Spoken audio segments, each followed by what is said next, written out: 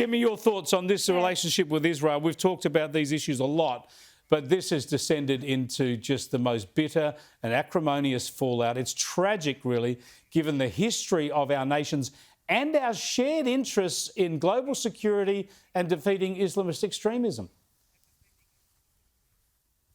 Chris, you know what? I can't have a go at Netanyahu for what he said in that letter because it's all true. I think it's a well-defined rebuke of our Prime Minister, Anthony Albanese.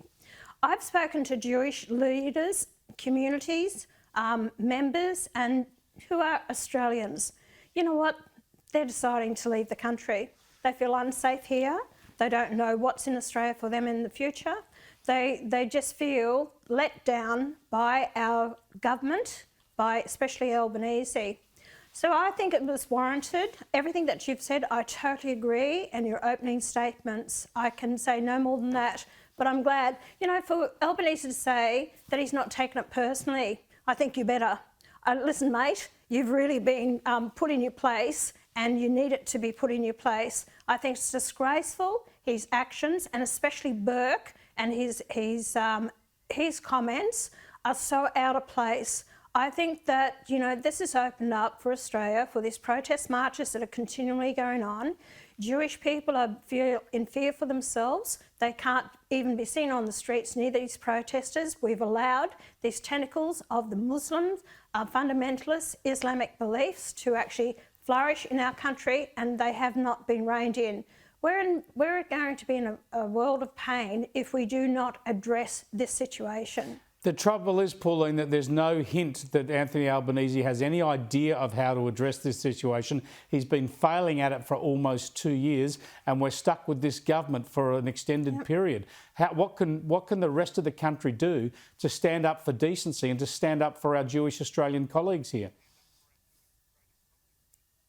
You need to send a clear message to them, and I've tried to do that on the floor of Parliament in my comments, and actually they've thanked me, you know, very much for my comments, that they believe that I've led the way, that the Liberals have been, you know, coming behind me, kicking and screaming.